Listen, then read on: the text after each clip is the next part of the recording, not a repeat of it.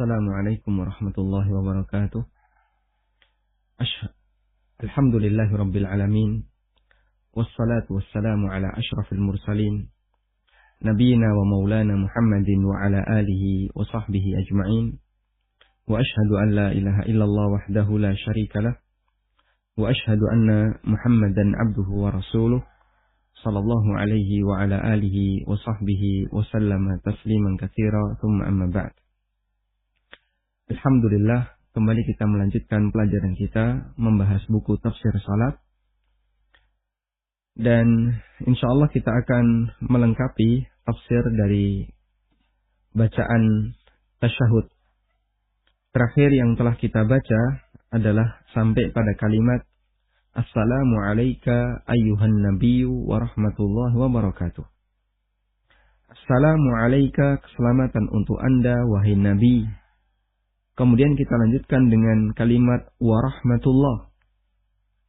Bagi Anda yang memiliki bukunya, silahkan dibuka halaman 261.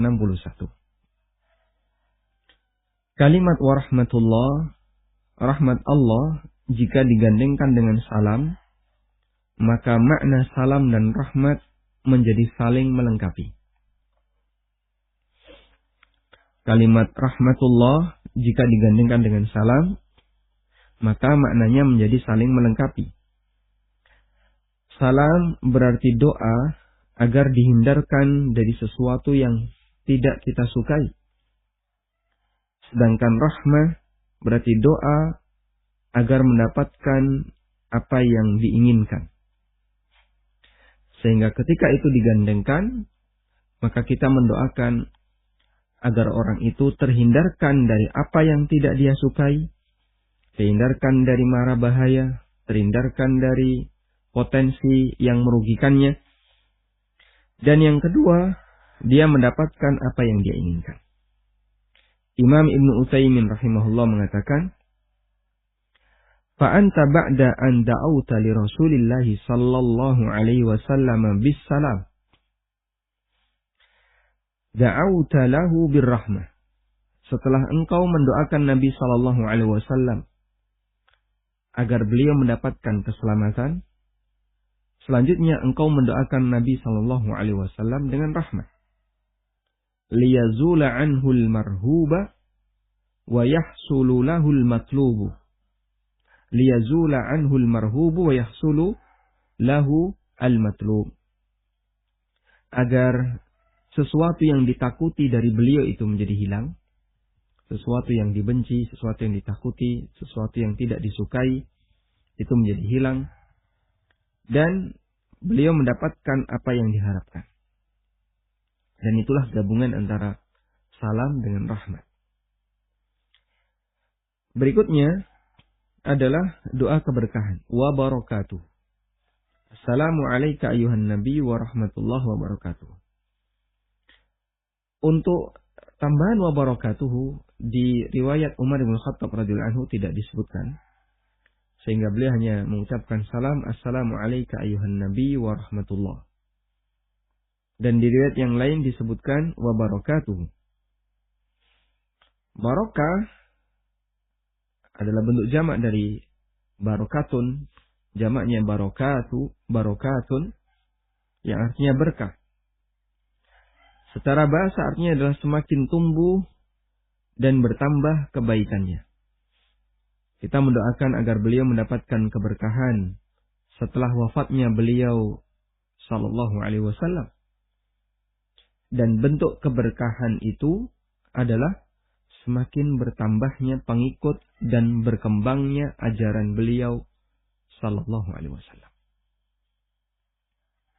Sehingga kenapa kita mendoakan Nabi sallallahu alaihi wasallam dengan keberkahan padahal beliau sudah meninggal dunia? Jawabannya adalah kita mendoakan Rasulullah sallallahu alaihi wasallam dengan keberkahan pasca wafatnya beliau dengan makna keberkahan ajaran beliau. Sehingga yang mendapatkan manfaat dari sunnah Nabi sallallahu alaihi wasallam, dari ajaran tauhid yang disampaikan oleh Rasulullah sallallahu alaihi wasallam semakin banyak, semakin berkah, berkembang. Imam Ibnu Utsaimin rahimahullah menjelaskan, Fama hiyal barakatul lati tad'u biha lirrasul sallallahu alaihi wasallam ba'da mautihi. Apa keberkahan yang kalian doakan untuk Rasul sallallahu alaihi wasallam setelah beliau meninggal dunia? Karena ketika orang meninggal dunia itu kan berarti terputus. Terputus apanya? Terputus amalnya, terputus dunianya, terputus aktivitasnya. Hartanya menjadi terputus, dalam arti sudah tidak lagi miliknya.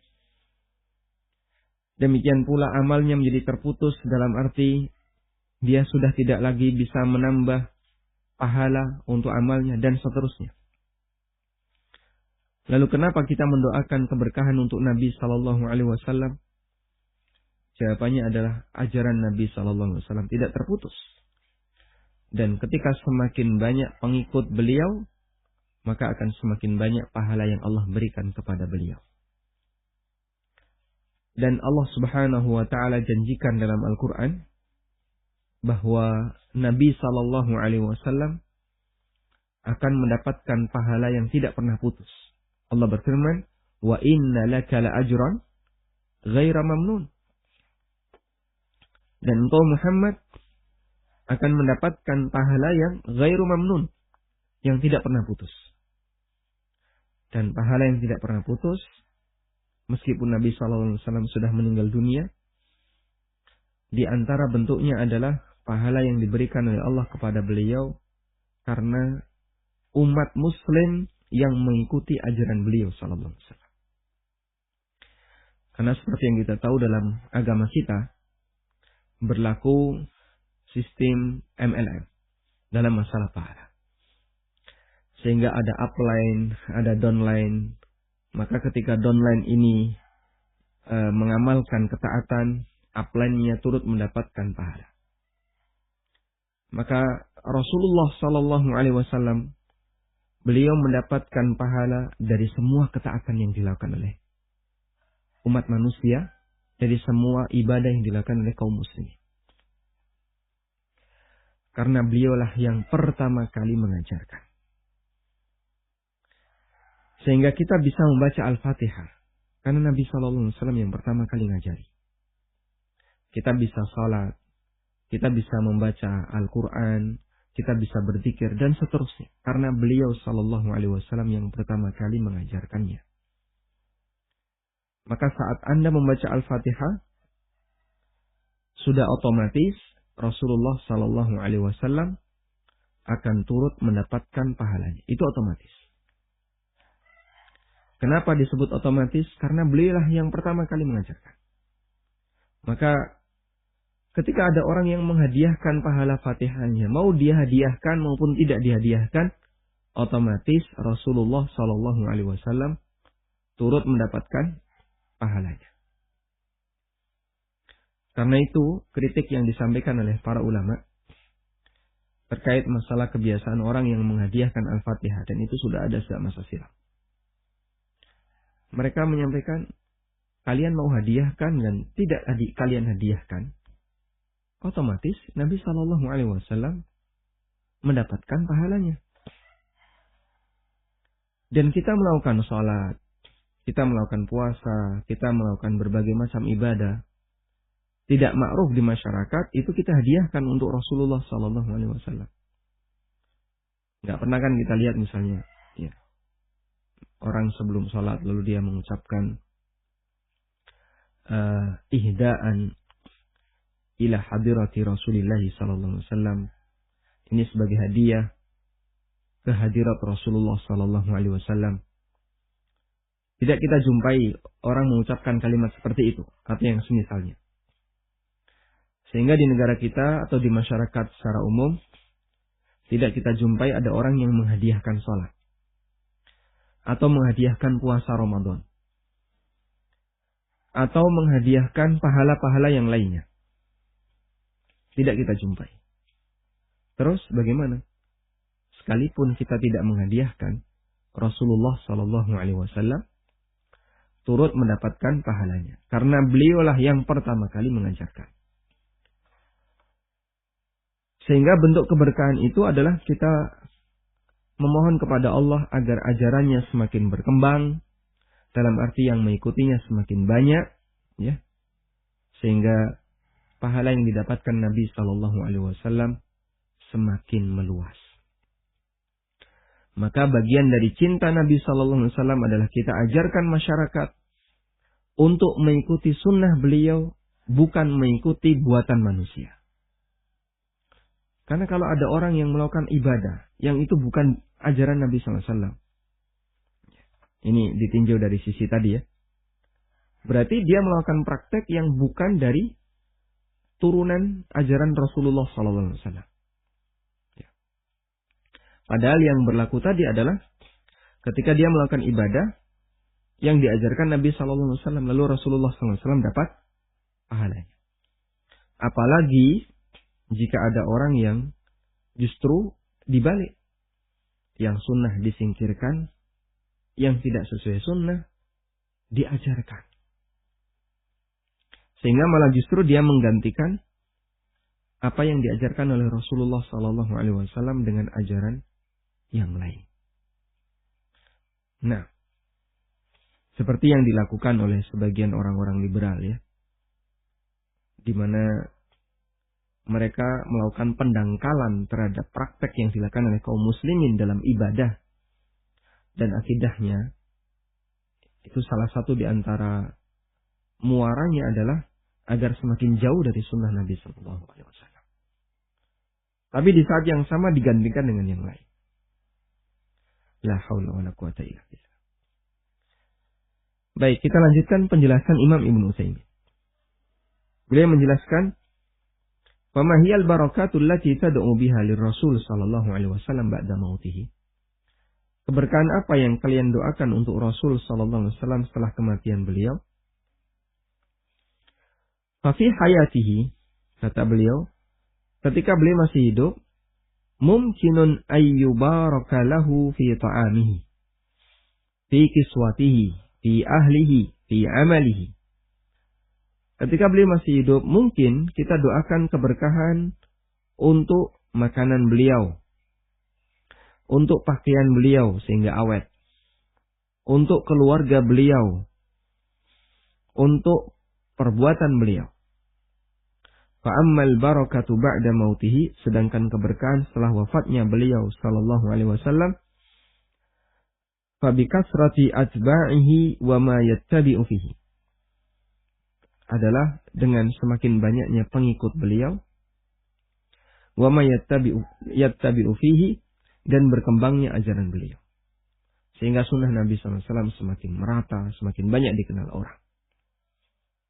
Dan kita berusaha untuk memperbanyak itu agar masyarakat yang mengikuti sunnah beliau semakin banyak. Misalnya bagaimana cara sholat yang sesuai sunnah Nabi SAW, dari takbiratul ihram sampai salam, bahkan sebelum takbiratul ihram dan sesudah salam. Kita ajarkan kepada mereka yang sesuai sunnah kayak gini. Detail bagaimana cara mengangkat tangan ketika takbiratul ihram, detailnya kita jelaskan. Bagaimana cara bersedekap yang benar, bagaimana arah pandangan mata ketika sholat, kita ajarkan detail itu dengan benar. Baik.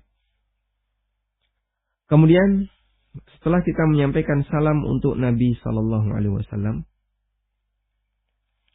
berikutnya kita menyampaikan salam untuk kita dan orang di sekitar kita.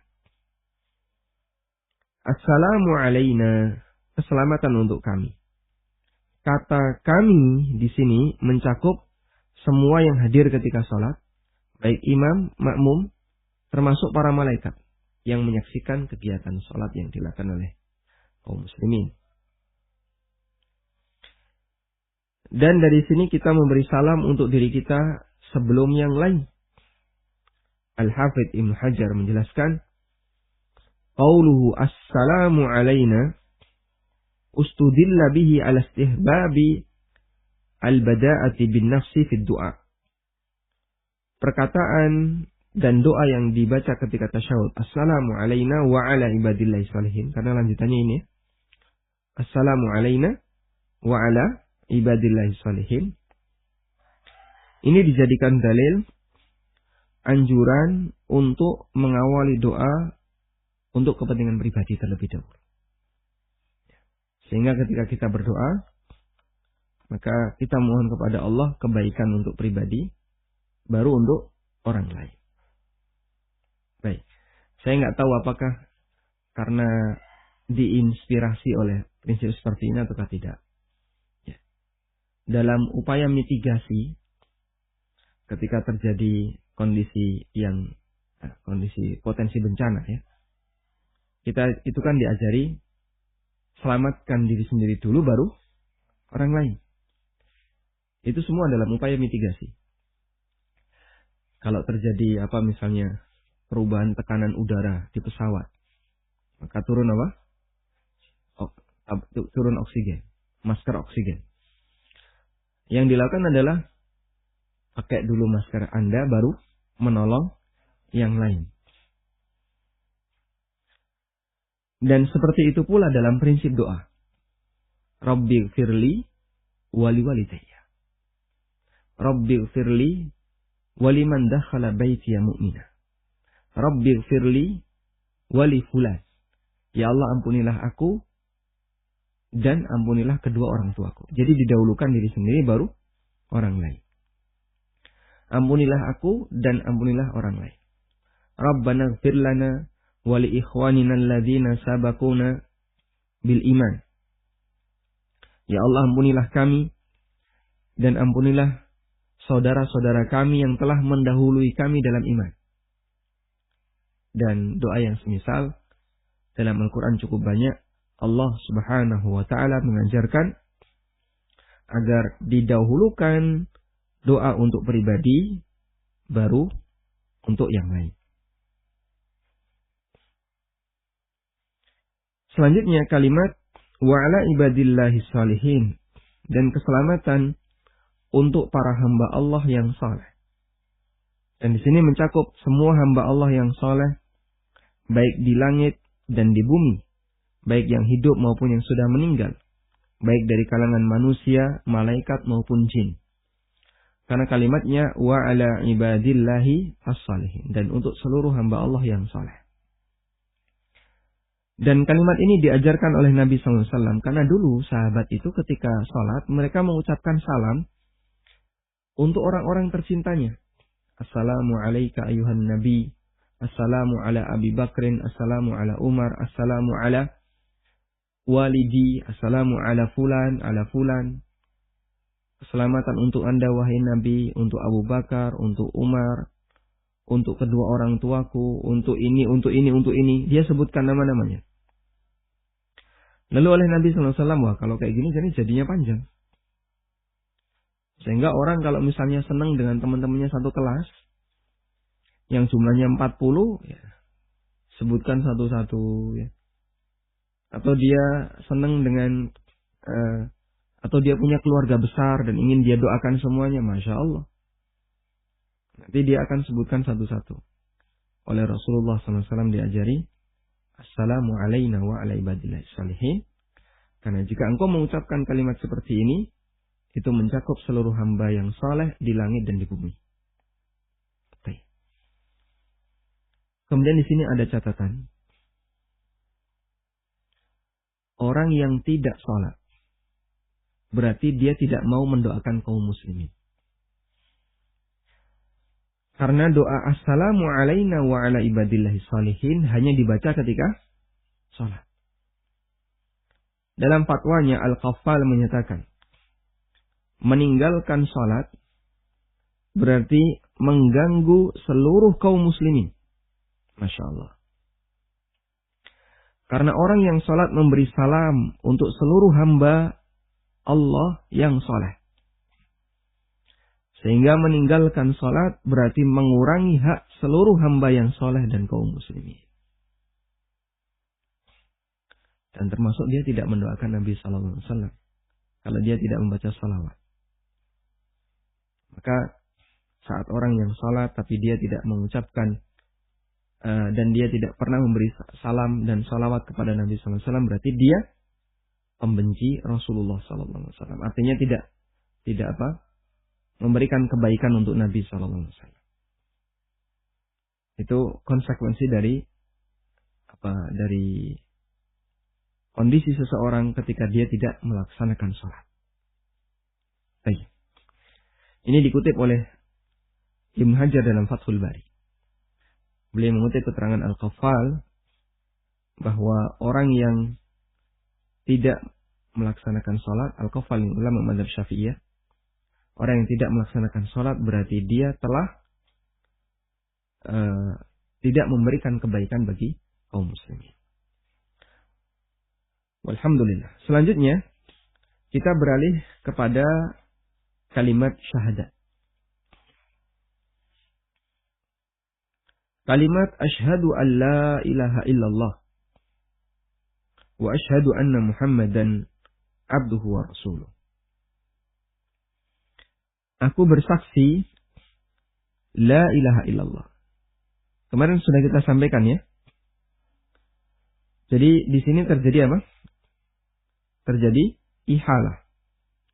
Dari yang awalnya assalamu alaina, saat sholat kita mengucapkan assalamu alaina, lalu kita beralih asyhadu an la ilaha illallah. Kita beralih menjadi yang lain. Domirnya kita alihkan. Assalamu alaina.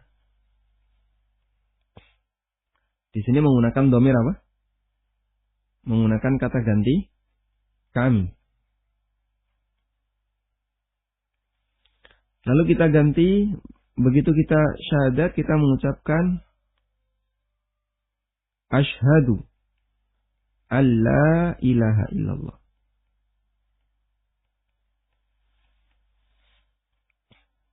Di sini menggunakan domir saya.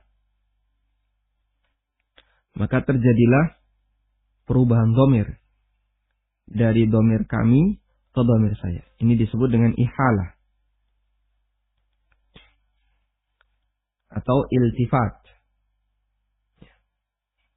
atau bisa juga disebut dengan iltifat, istilah lainnya.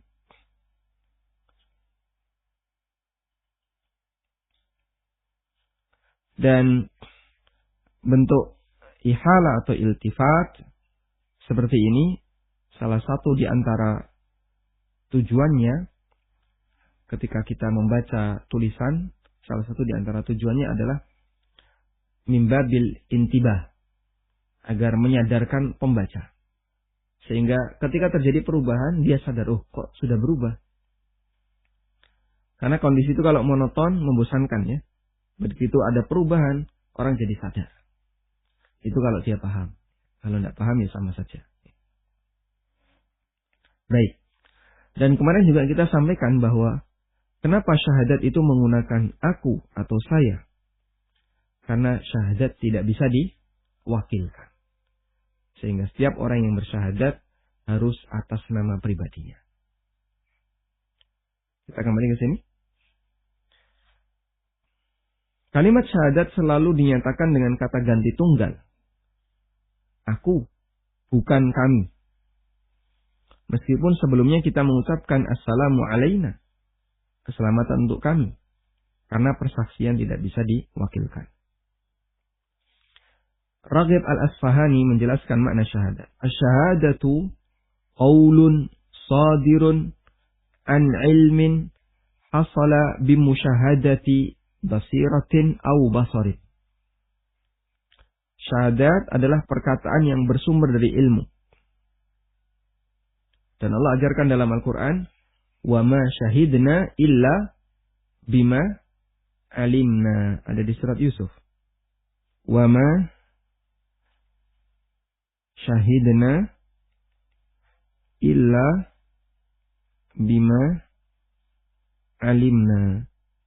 Dan kami tidak bisa menjadi saksi, kami tidak menjadi saksi kecuali atas apa yang kami ketahui. Sehingga dalam Al-Quran kita diajarkan, kalau orang menyatakan sesuatu, alias dia menjadi saksi, maka landasannya adalah dia harus tahu. Kalau nggak tahu dia bersaksi, maka persaksiannya tidak diterima. Karena itu Allah Subhanahu wa Ta'ala menyatakan, illa man syahida bil haqqi wa hum ya'lamun. Persaksian yang diterima adalah persaksian kebenaran wa hum ya'lamun, dan dia mengetahui. Illa man syahida bil haqqi wa hum ya'lamun. Kecuali orang yang bersaksi dengan kebenaran dan dia mengetahui. Ini ada di surat apa ini? Kita coba buka ya.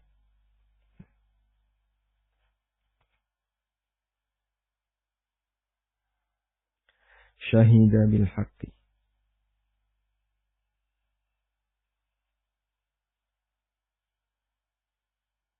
Ada di surat Zukhruf ayat 86.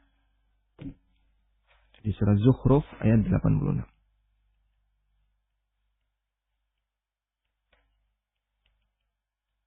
Nah. Sehingga Allah Subhanahu wa taala menjelaskan bahwa persaksian yang diterima adalah persaksian atas dasar mengetahui. Lalu apa yang dimaksud mengetahui? Shadirun an ilmin. Bersumber dari pengetahuan. Hasala yang didapatkan bimusyahadati. Basiratin didapatkan dari hasil basirah, perenungan. Au basarin atau pandangan mata, indra. Afwan ya. Kalau basirah, di sini ada yang kebalik ya. Kalau basirah itu berarti pandangan hati. Kalau basarin itu pandangan indra. Ini hati. Ini indra. Ini kebaliknya. Menyaksikan langsung itu makna untuk basar. Kalau menyaksikan dengan perenungan itu basirah. Bimusyahadati basiratin au basarin. Dengan menyaksikan dari sisi pandangan hati. Dia merenung. Dia membaca teks. Lalu dia merenungkan. Dari sini saya bisa tahu kalau ini benar. Loh kok bisa? Seorang hamba dikasih oleh Allah Subhanahu wa taala bekal berupa logika. Sehingga logika itu akan bicara. Kalau kayak gini, ini pasti benar. Secara logika kami, ini bisa diterima. Makanya misalnya begini ya. Seorang nabi. Dia datang di hadapan orang kafir. Lalu dia menyatakan, aku adalah nabi. Kalau dia menyatakan seperti itu tanpa bukti, logika menerima nggak? Tidak. Loh, buktinya apa? Kamu ngaku nabi. Karena hukum asalnya, manusia itu tidak punya hubungan langsung dengan Rabb-nya. Kecuali jika ada keterangan wahyu. Lalu sang nabi itu menyampaikan, aku dapat wahyu. Apa buktinya? Ini saya sampaikan wahyunya. Orang barangkali masih nggak percaya. Kok bisa itu wahyu? Akhirnya dibuktikan. Betul nggak itu wahyu? Baik. Al-Quran adalah mukjizat yang terbesar yang dimiliki oleh Rasulullah SAW. Di samping beliau juga punya banyak mukjizat. Dan salah satu di antara karakter mukjizat adalah mukjizat itu selalu memiliki keunggulan di bidang tertentu sesuai dengan apa yang menjadi titik perhatian masyarakat. Sehingga mukjizat antara satu nabi dengan nabi yang lain itu sama atau beda? Beda-beda. Taurat tidak dijadikan oleh Allah Subhanahu wa taala sebagai mukjizat di hadapan Firaun. Taurat tidak dijadikan oleh Allah sebagai mukjizat di hadapan Firaun. Kenapa? Taurat turun setelah Nabi Musa alaihissalam diselamatkan oleh Allah Subhanahu wa taala dari kejaran Firaun. Firaun sudah ditenggelamkan, dia sudah mati, baru Taurat diturunkan setelah beberapa waktu. Setelah Musa alaihissalam pindah ke tanah yang lain. Dan saat Musa diutus oleh Allah untuk menghadap Firaun, Allah Subhanahu wa taala tidak memberikan bekal mukjizat dalam bentuk Taurat. Kenapa? Karena ketika itu yang menjadi pusat perhatian masyarakat adalah ilmu sihir. Sehingga orang hebat adalah orang yang pintar sihir.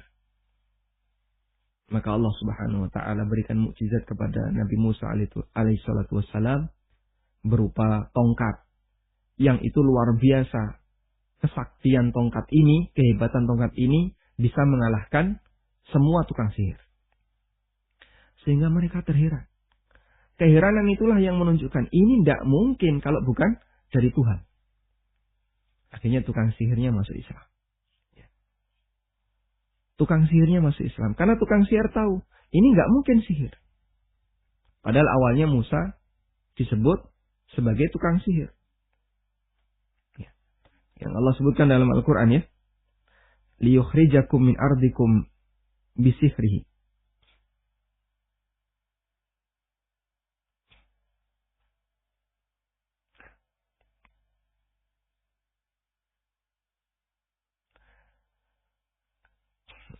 Allah Subhanahu wa taala berfirman tentang tuduhan yang dilakukan oleh orang-orang kafir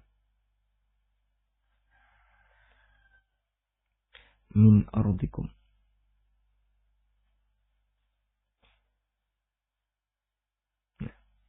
Ada di surat Al-A'raf. Qala al-mala'u min qaumi Fir'aun inna hadza lasakhirun 'alim. Sekelompok pemuka di kalangan kaumnya Fir'aun. Ada di Al-A'raf ayat 110. Ayat 109 Allah mengatakan, Qala al-mala'u min qaumihi. Orang-orang yang menjadi pemuka kaumnya Fir'aun dia mengatakan, Inna hadza lasahirun alim. Musa itu tukang sihir yang pintar. Oh, dia itu expert dalam masalah sihir. Pintar dia sihir. Yuridu ayyukhrijakum min ardikum. Dia mau mengusir kalian dari tanah kalian ini. Dia mau menguasai Mesir.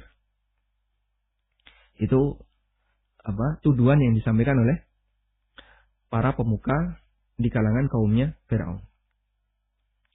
Maka saat dilakukan tanding antara tukang sihir Fir'aun dengan Musa alaihissalatu wassalam, tukang sihir itu sadar, ini nggak mungkin sihir. Sihir nggak bisa seperti ini. Mereka tahu kadar kemampuan tukang sihir. Sehingga kalau sampai kemampuannya seperti ini, itu bukan sihir. Sehingga itu jadi bukti bahwa Musa ini adalah dapat wahyu dari Allah Subhanahu wa taala. Ketika tukang sihir itu melemparkan tali-tali mereka, saharu ayunan nasi wastarhabuhum. Mereka menyihir pandangan mata manusia. Sehingga tali itu dilihat seperti ular. Yang disihir itu pandangan mata. Karena tukang sihir nggak bisa ngasih nyawa. Nyawa itu haknya Allah. Nyawa haknya Allah Ta'ala. Sehingga tukang sihir itu tidak bisa mengubah tali jadi ular. Bernyawa itu tidak bisa. Wa auhayna ila Musa an alqi 'asak. Lalu aku wahyukan kepada Musa, lemparkan tongkatmu. Fa idza hiya talqafu ma yafikun. Kemudian tongkat itu menelan semua sihir-sihir buatan yang dilakukan oleh para tukang sihir. Fawaqa'al haqq wa batala ma kanu ya'malun faghulibu hunalika wa anqalabu saghirin wa ulqiya as-sakhratu sajidin. Lalu Allah Subhanahu wa taala menangkan sehingga kebenaran menjadi menang dan batillah apa yang telah mereka kerjakan sehingga para tukang sihir itu kalah. Kemudian mereka sujud. Lalu mereka mengatakan amanna bi rabbil alamin rabbi Musa wa Harun. Kami beriman kepada Rabbul Alamin yaitu Rabbnya Musa dan Harun. Jamaah yang dimakan Allah Ta'ala, di saat itu orang bisa mendapatkan sebuah bukti. Orang bisa mendapatkan sebuah bukti bahwa Musa ini adalah seorang nabi. Karena kemampuan Musa itu bukan kemampuan sihir. Sihir nggak bisa melakukan seperti itu. Baik. Andaikan mukjizat yang didatangkan itu Taurat, itu nggak nyambung. Kenapa? Karena mereka bukan termasuk orang yang memiliki perhatian terhadap masalah bahasa, masalah sastra, atau membuktikan kebenaran teks dari Taurat. Mereka tidak punya perhatian terhadap itu. Kemudian di zaman Nabi Isa alaihissalam, orang itu tergila-gila dengan apa? Dengan kedokteran. Bisa menyembuhkan orang sakit, bisa menyembuhkan orang buta. Sehingga ketika itu orang hebat adalah orang yang bisa membuka pengobatan. Itu orang hebat. Maka mukjizatnya Nabi Isa alaihissalam lebih banyak di masalah kedokteran. Beliau bisa menyembuhkan orang sakit, menyembuhkan orang buta, bahkan menghidupkan orang mati. Untuk menjadi bukti, beliau ini datang sebagai utusan Allah Ta'ala. Sehingga Allah Subhanahu wa Ta'ala tunjukkan bukti-bukti itu agar menjadi basirah bagi para hamba kalau ini adalah kebenaran. Dan itulah setelah orang dapat bukti itu, dia bisa memiliki ilmu dari syahadatul basirah, dari persaksian basir. Setelah dia menyaksikan bisyahadatil basar, setelah dia menyaksikan dengan indranya.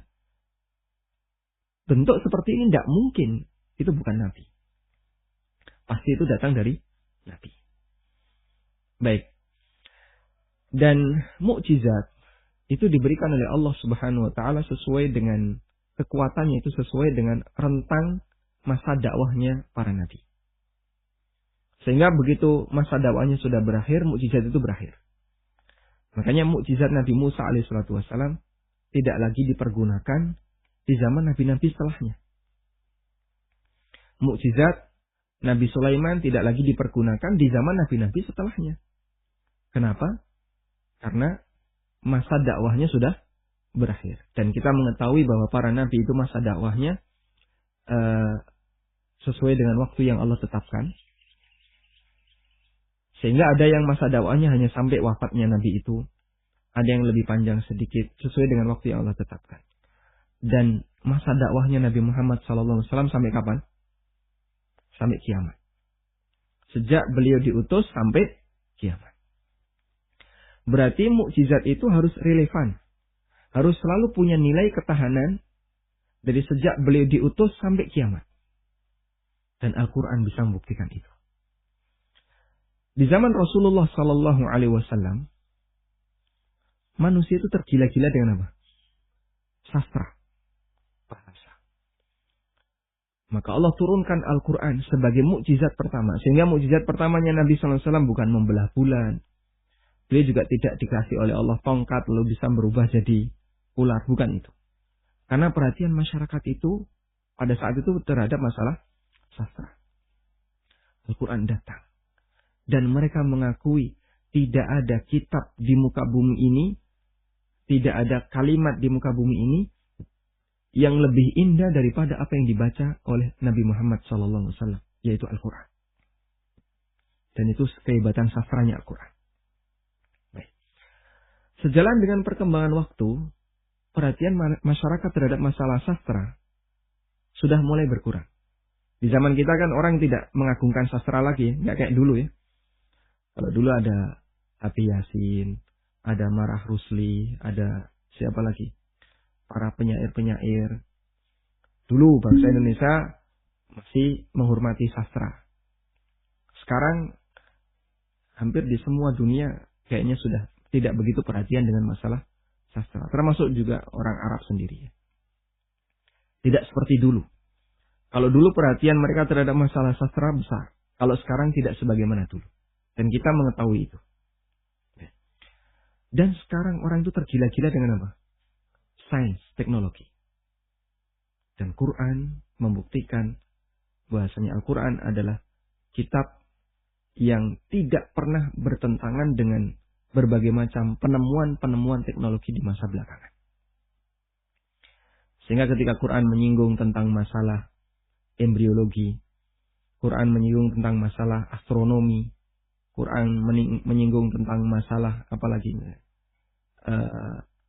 beberapa tentang masalah bumi ya gitu ya. Para ilmuwan tidak bisa membuktikan kalau Quran itu bermasalah. Ya, salah, nggak bisa. Nggak ada satupun penelitian yang bisa membuktikan Al-Quran telah tidak sejalan dengan realita yang mereka jumpai.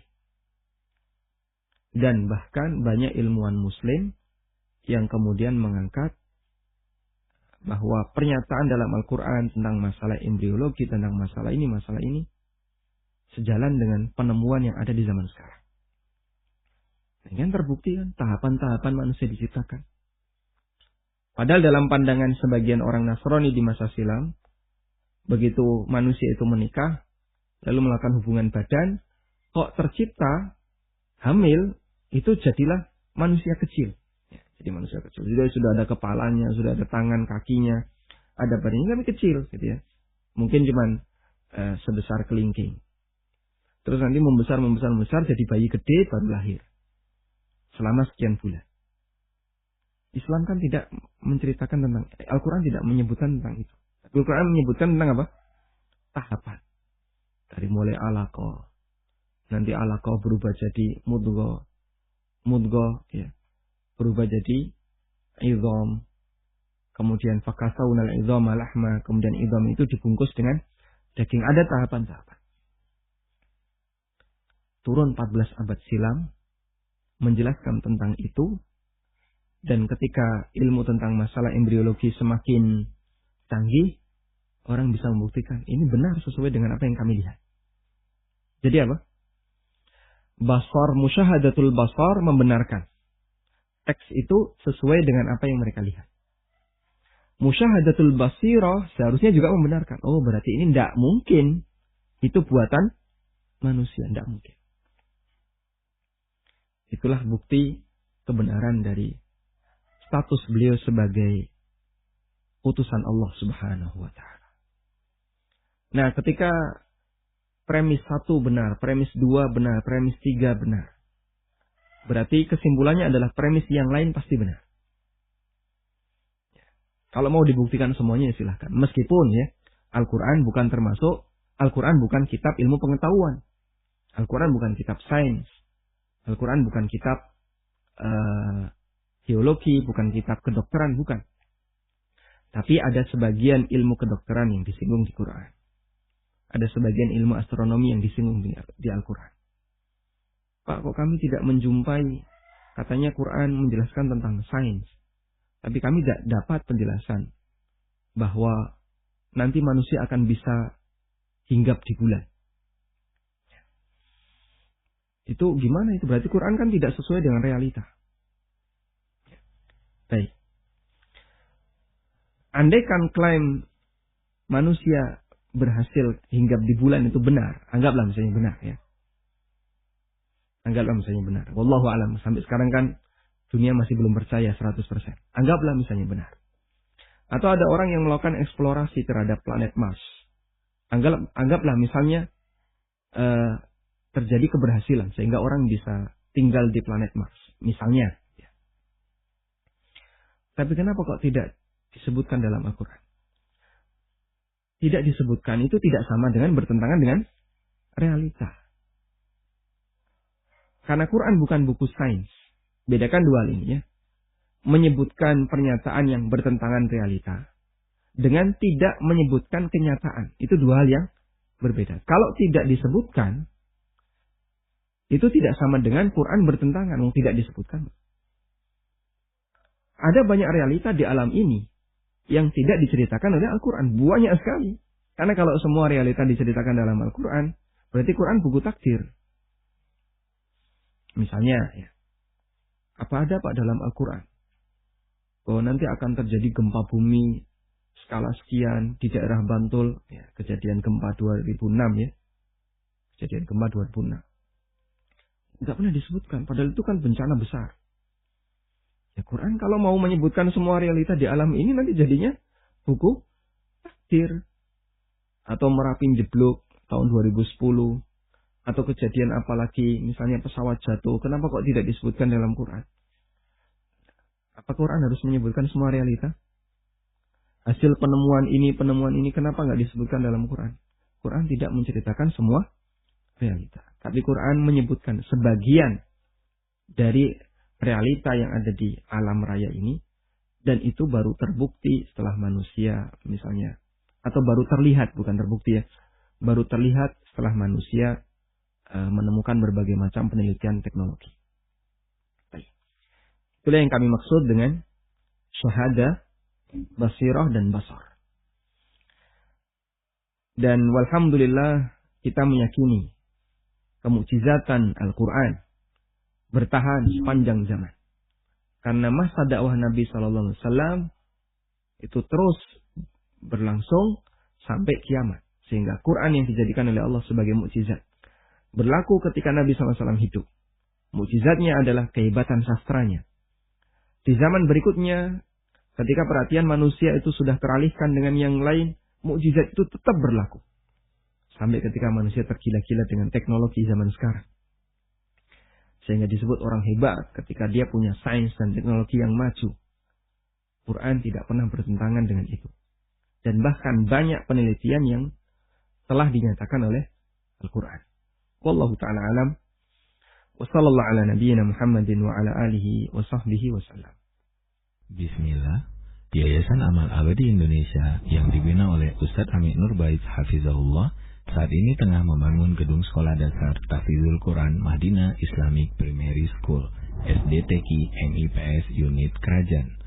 Gedung ini dibangun di atas tanah seluas 646 meter persegi. Perkiraan biaya untuk tahap 1, 2 lantai mencapai 2,6 miliar rupiah. Salurkan donasi Anda untuk pembangunan SDTQ MIPS melalui rekening atas nama Yayasan Amal Abadi Indonesia, Bank Syariah Indonesia, kode bank 451, nomor rekening 7441049999. Info donasi 082 12345 7441. Jazakumullahu khairan. وما أنفقتم من شيء فهو يخلفه وهو خير الرازقين.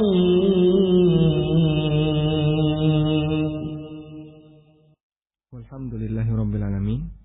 Selanjutnya kami persilahkan bagi Anda yang mau bergabung. Baik.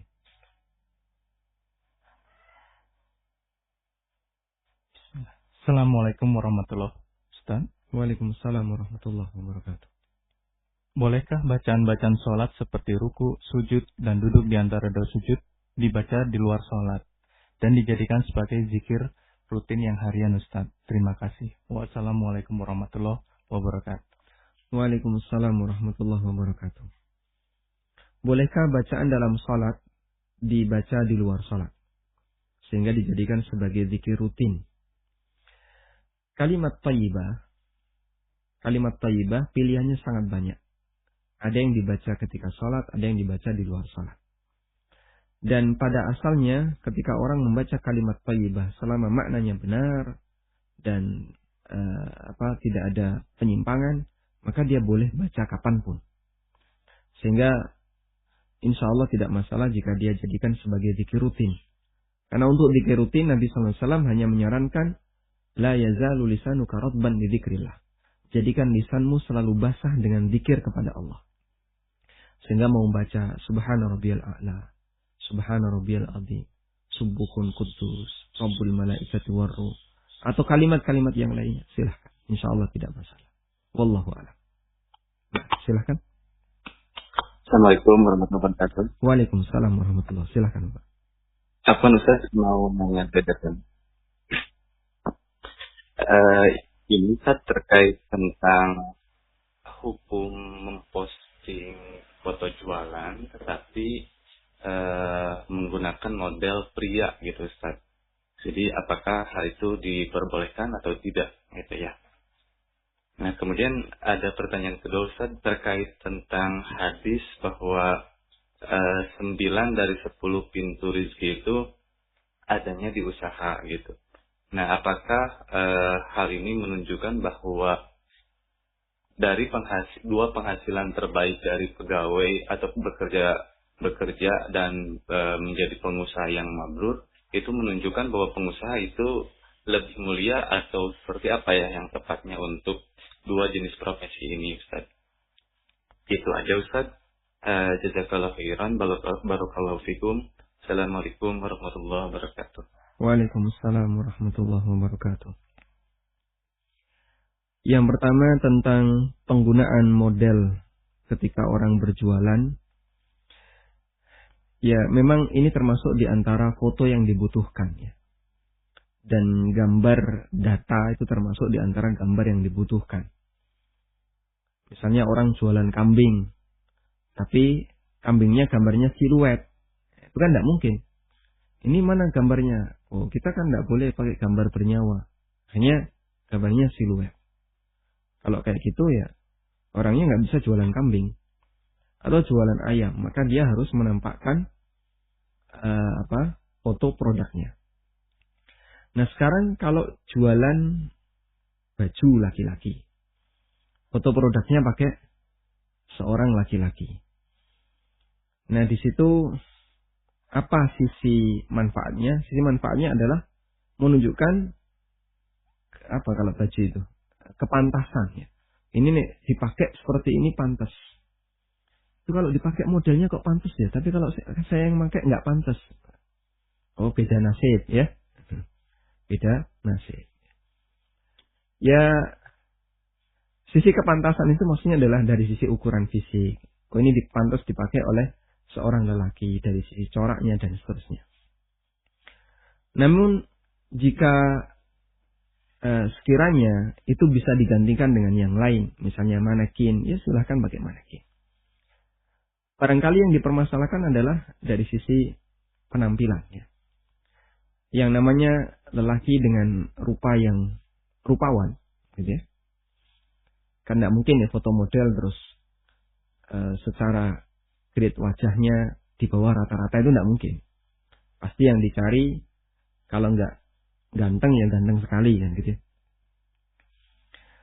Itu sangat mungkin untuk kemudian menimbulkan fitnah bagi lawan jenis.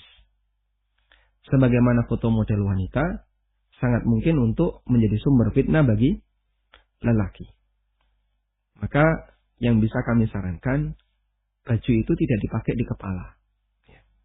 Tapi dipakai ada nggak baju yang sampai kepala? Mungkin hoodie yang pakai kepala. Tapi kalau selain itu kan di bawah ya. Seperti baju yang saya pakai. Ini leher ke bawah. Jadi kepentingan kita hanya bagian itu. Untuk menampilkan kalau ini pantas. Cuman kan kadang yang namanya model ya. Kalau kepalanya nggak ditampilin ya. Kurang apa bang? Ya, kurang model jadinya kan. Ya. Maka dia kadang gitu ya. Memperbaiki jam tangan. Ya. Atau apalagi misalnya. Pakai gaya-gaya tertentu. Sehingga makin menampakkan keindahan sang model. Ya. Kalau dari sisi pertimbangan madaratnya kan tadi. Ada potensi timbulnya fitnah. Karena itu yang bisa kami sarankan. Silahkan menggunakan model. Hanya untuk menunjukkan kepantasan pakaian itu melekat di fisik badan. Namun kalau kepala tidak dibutuhkan ya tidak perlu menampilkan kepala. Wallahu a'lam. Selanjutnya untuk hadis tadi bahwa 99 atau 9 dari 10 peluang rezeki itu ada pada usaha. Hadis ini adalah hadis yang dhaif. Sehingga para ulama tidak menjadikannya sebagai dalil untuk memotivasi para pengusaha agar mereka berbisnis. Namun ada hadis yang lain, hadis riwayat Ahmad dan yang lainnya dari sahabat Rafi' bin Khadij radhiyallahu anhu. Ada seseorang yang bertanya kepada Nabi sallallahu alaihi wasallam, "Ya Rasulullah, ayyul kasbi atyab?" Ya Rasulullah, sumber pendapatan apakah yang paling thayyib? Paling thayyib itu yang paling halal. Artinya halal plus. Kemudian Nabi SAW menyebutkan 2 hal. Yang pertama, amalur rajuli biyadihi. Yang kedua, bai'un mabrur. Amalur rajuli biyadihi wa kullu bai'in mabrur. Pertama, hasil jeripayah seseorang dari usaha pribadinya. Yang kedua, hasil dari transaksi yang mabrur. Sehingga beliau mengakomodir keduanya. Ini untuk usaha jasa yang ini mengambil harta atau mengambil keuntungan dari margin. Jasa itu ada banyak macam ya. Ada jadi karyawan, ada freelancer, ada jasa lepas, dan seterusnya. Aneka jual beli jasa. ASN, mereka dapat rezeki dari jualan jasa. Jasa dia dibeli oleh negara, lalu dibayar bulanan sekian. Aparat juga demikian. Para karyawan perusahaan, dan seterusnya. Tapi pengusahanya, bisa jadi dia nggak bekerja. Dia diam aja di rumah. Duitnya jalan. Ya. Sehingga usahanya jalan, orangnya jalan-jalan. Gitu kan? Usahanya jalan, ownernya jalan-jalan. Kayak penjual cilok yang keliling, penjual bakso keliling. Dari mana dia bisa mendapatkan harta? Dari margin. Sehingga dia tidak menjual jasa. Bisa jadi dia nggak ngapa-ngapain. Karena usahanya sudah jalan. Tapi dia bisa mendapatkan margin. Dan dua-duanya disebut oleh Nabi SAW sebagai penghasilan yang baik. Wallahu a'lam. Nah, silakan. Assalamualaikum. Waalaikumsalam warahmatullahi. Silakan Bapak. Mau izin bertanya. Kalau ini bacaan Al-Fatihah salah, itu kan membatalkan salat itu ya. Bacaan Al-Quran salah membatalkan? Putus-putus Bapak. Ya. Bacaan Al-Fatihah imam salah itu akan membatalkan salat begitu saja. Betul. Selanjutnya. Pun juga ketika membaca amin salah berarti juga akan membatalkan salat gitu saja. Selanjutnya. Nah, yang saya masih kurang paham, definisi batal di sini apakah batalnya sama dengan ketika misalnya imam itu kentut atau pembatal-pembatal yang lainnya yang kemudian akan digantikan oleh makmum di belakangnya, atau batal secara keseluruhan imam batal, makmum batal sehingga makmumnya harus mengganti sholat sendirian atau dengan jamaah yang lainnya begitu. Mohon penjelasannya. Assalamualaikum warahmatullahi wabarakatuh. Waalaikumsalam warahmatullahi wabarakatuh. Yang pertama kami luruskan dulu ya. Ketika imam salah baca Fatihah, apakah sholatnya jadi batal? Ketika salah baca amin, apakah sholatnya jadi batal? Untuk salah baca amin, Bapak, ada yang membatalkan sholat, ada yang tidak sampai membatalkan sholat. Dan dulu sudah pernah kita singgung masalah ini, tentang kesalahan bacaan amin. Ada yang sampai pada tahapan, pada tingkatan membatalkan sholat. Ada yang diperselisihkan oleh para ulama, apakah membatalkan sholat ataukah tidak. Ada yang ulama mengatakan ditoleransi dan tidak sampai membatalkan sholat. Sehingga mereka beda pendapat terkait masalah, atau ada beberapa ragam ya terkait masalah kesalahan bacaan amin. Kemudian untuk salah dalam membaca Al-Fatihah, para ulama mengatakan salah baca Fatihah itu ada dua. Ada lahnun jali, ada lahnun khafi. Salah baca itu disebut dengan lahnun. Dan lahn ini ada dua. Ada lahnun jali, ada lahnun khafi. Lahnun jali itu kesalahan yang sangat jelas. Indikatornya adalah sampai mengubah makna. Kalau ada orang yang membaca Al-Fatihah, Alhamdulillahi Rabbil Alamin, salahnya di mana? Alhamdulillah. Dalnya di kasroh. Maka itu bisa mengubah makna. Loh, kok dalnya di kasroh, kenapa? Karena di sini mengandung huruf jar misalnya. Tapi huruf jar ini tidak terbaca. Ini masuk dalam kategori lahnun jali. Alhamdulillahu Rabbil Alamin. Salahnya di mana? Lillahu. Alhamdulillah Rabbal Alamin. Juga salah. Sehingga kalau salahnya sampai mengubah makna, bisa membatalkan sholat. Kenapa membatalkan sholat? Karena Fatihah itu rukun. Kalau dia salahnya mengubah makna, dihukumi tidak baca Fatihah. Berarti dihukumi meninggalkan rukun. Nah, kalau dia mengulang, maka sholatnya tetap bertahan. Misalnya, kita jadi imam, lalu kita membaca Alhamdulillah, batuk ya, Rabbil Alamin. Batuk kita itu sebenarnya mau mengucapkan Allah, Lillah, tapi karena batuk sehingga tidak terucap. Alhamdulillah, Rabbil Alamin. Misalnya seperti itu. Atau orang ketika baca sambil gelegeen, sambil sendawa.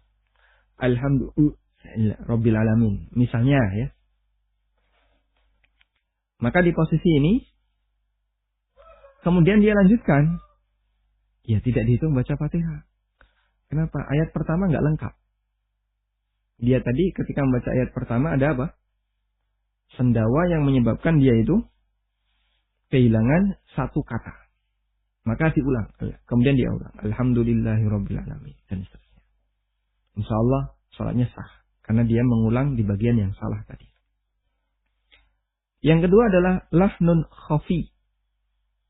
Lahnun khafi, sebagaimana namanya, salah yang terselubung. Artinya adalah kesalahan yang sebaliknya ini ya. Tidak mengubah makna. Ya. Misalnya, dot jadi dot. Ya. Ghairil maghdubi alaihim waladdallin. Yang sering kan huruf dot jadi dot. Maghdubi. Iyyaka na'budu wa iyyaka nasta'in. Jadi iyyaka itu mirip seperti zaka. Jadi double huruf. Ada ya-nya campur za. Orang Jawa kayak gitu biasanya. Jogja dan sekitarnya. Tetap ada ya-nya tapi campur za. Ini lahnun khafi. Insya Allah tidak sampai mengubah makna. Wallahu alam, itu yang saya pahami. Nah, kalau sifatnya lahnun khafi, Bapak tidak perlu membatalkan salat sehingga salat tetap dilanjutkan. Wallahu alam. Nah, silahkan. Assalamualaikum, Tad. Waalaikumsalam warahmatullahi. Mohon izin bertanya di luar topik. Saya ini kan sedang melakukan treatment kesehatan dengan menggunakan cincin atau gelang kesehatan gitu, Tad. Pertanyaan saya, apakah itu diperbolehkan, Tad? Selanjutnya, pertanyaan yang kedua ini, kadang cara menggunakan cincin dan gelang kesehatan itu dengan cara direndam. Dan selanjutnya, air rendamannya itu kita minum. Gitu. Karena berdasarkan hasil penelitian, air rendamannya itu ada pengurangan atau kelebihan kadar pH yang diperlukan oleh tubuh kita gitu, Tad. Namun di sini si gelang atau cincin ini terbuat dari perak, Tad. Ada kandungan peraknya. Sedangkan ada hadis yang menjelaskan bahwa makan minum dengan benda dari perak itu diharamkan. Dan untuk situasi seperti ini bagaimana ya, Tad ya? Kalau untuk pengobatan gitu, Tad. Terima kasih, Tad. Itu yang bisa saya tanyakan. Baik. Yang pertama, kita sebagai seorang hamba diajarkan bahwa kalau ingin mendapatkan sesuatu harus menempuh sebab. Allah Subhanahu wa taala berfirman, "Innama amruhu idza arada syai'an ay yaqula lahu kun fayakun." Ketetapan Allah ketika Allah menghendaki sesuatu, jika Allah menghendaki sesuatu, Allah berfirman kun, maka jadilah. Artinya satu-satunya zat yang bisa menciptakan akibat tanpa sebab hanya Allah. Sedangkan makhluk ketika ingin mendapatkan akibat, maka dia harus berproses dengan menempuh sebab. Maka kalau Bapak ingin mengobati penyakit, berarti harus menempuh sebabnya. Apa sebab untuk bisa mengobati penyakit ini? Allah menciptakan banyak sebab untuk bisa mendapatkan satu akibat. Sehingga bisa jadi untuk bisa mendapatkan kesembuhan dari sebuah penyakit, ada banyak jalur. Kamu bisa mengobati dari jalur A, B, C, D, E, dan seterusnya. Ada yang pas tepat sehingga sembuh, ada yang nggak tepat-tepat sehingga dia perlu melakukan banyak percobaan yang lain. Baik. Nah, kemudian para ulama mengatakan bahwa menempuh sebab itu ada dua. Sebab itu ada dua. Yang pertama adalah sebab syar'i. Yang kedua adalah sebab kauni. Sebab syar'i adalah menempuh sebab yang telah dijelaskan oleh Al-Quran dan Sunnah. Jadi Anda catat, dijelaskan oleh Al-Quran dan Sunnah. Meskipun belum terbukti secara empiris. Belum terbukti dalam penelitian, maksud saya ya. Belum terbukti dalam penelitian kedokteran. Contohnya apa, Pak? Contohnya, misalnya ruqyah. Ruqyah itu bisa menjadi sebab orang mendapatkan kesembuhan dari penyakit, apa misalnya karena demam, atau karena disengat binatang, kena racun, dan seterusnya. Secara kedokteran, itu tidak bisa dibuktikan. Apa hubungannya barjinto tawon, diwacana Fatihah, terus mari sembuh? Itu apa hubungannya? Diteliti, oh karena bacaan Fatihah itu mengandung misalnya dat-dat tertentu. Tidak ada. Itu tidak bisa dibuktikan secara empiris. Dalam arti tidak bisa dibuktikan secara penelitian kedokteran maupun penelitian fisika maupun yang lainnya. Sehingga kita meyakini ini karena ini dijelaskan oleh syariat. Maka kita baca ruqyah saat kita disengat binatang. Kita baca ruqyah ketika kita demam. Kita baca ruqyah ketika sakit yang lainnya. Contoh yang lain, Zam-Zam. Nabi SAW mengatakan, Zam-Zam lima syuribalah. Zam-Zam itu bisa memberikan manfaat sesuai dengan niat orang yang meminumnya. Sehingga Zam-Zam ketika diminum bisa diniatkan sebagai obat. Bisa juga diniatkan sebagai penambah kecerdasan. Bisa diniatkan agar orang itu hafalannya kuat. Diniatkan untuk A, B, C, D, dan yang lainnya. Al-Hafidh Ibnu Hajar ketika meminum air Zam-Zam, beliau itu niat agar diberi kekuatan hafalan seperti Az-Zahabi. Al-Hakim An-Naisaburi, beliau ketika minum Zam-Zam berniat agar bisa menghasilkan karya ilmiah yang bagus. Abdullah bin Mubarak ketika minum Zam-Zam, beliau berniat semoga nanti tidak kehausan di akhirat. Sehingga ada aneka niat. Lu kok bisa kayak gitu, Pak? Nabi SAW ketika ada orang sakit kadang beliau kasih Zam-Zam. Beliau kasih oleh-oleh berupa Zam-Zam. Diminum itu Zam-Zam. Dan bisa sembuh dengan minuman Zam-Zam. Kok bisa? Aneka fungsi ini jadinya. Ada nggak sebuah benda yang dia punya banyak unsur, yang unsur itu bisa memenuhi seluruh kebutuhan masyarakat. Hampir seluruh kebutuhan masyarakat. Tidak ada, kita tidak jumpa. Terus Zam-Zam kok bisa, Pak? Karena hadis yang menjelaskan itu. Sehingga bisa dipakai untuk obat. Bisa dipakai untuk biar pinter. Ya. Bisa dipakai untuk apa lagi tadi? Sehat, misalnya ya.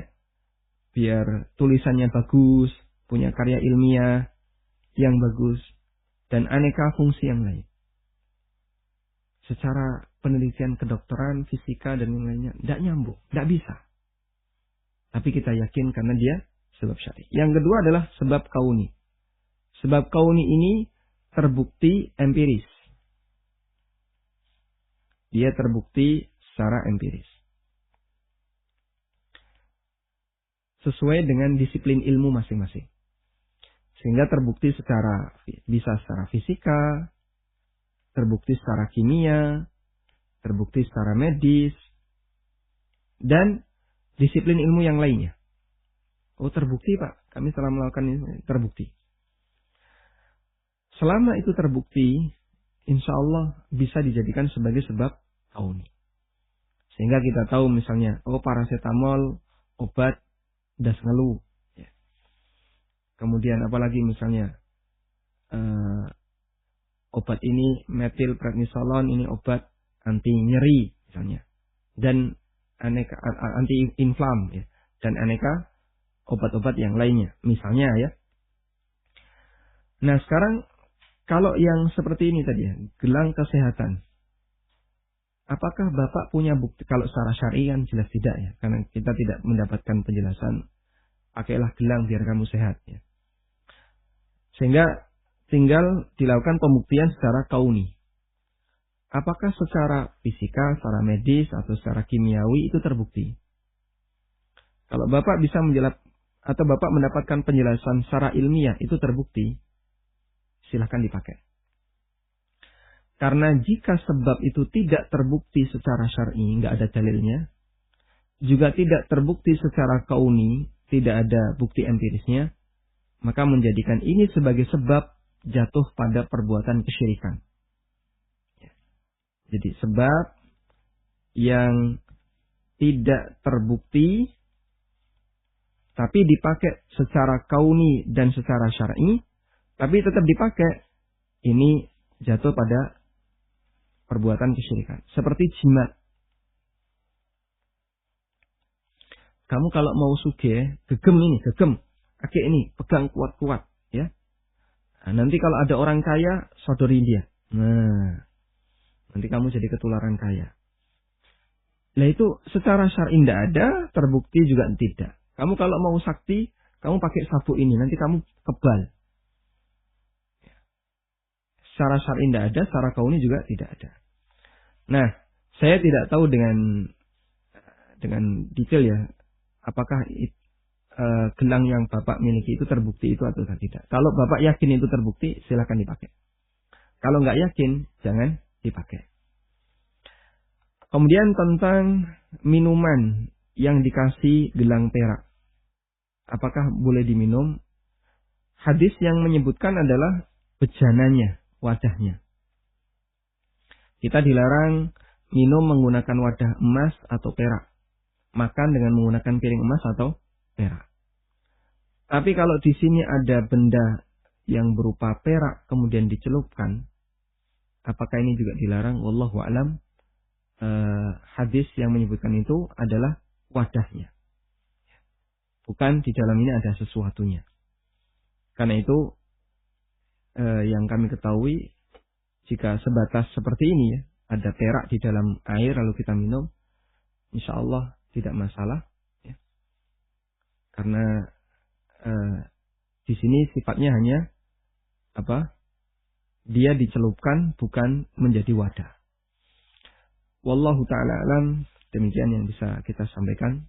Semoga bermanfaat. Wassallallahu ala nabiyyina Muhammadin wa ala alihi wa sahbihi wa sallam. Wa akhiru da'wana anil hamdulillahi rabbil alamin. Wassalamualaikum warahmatullahi wabarakatuh.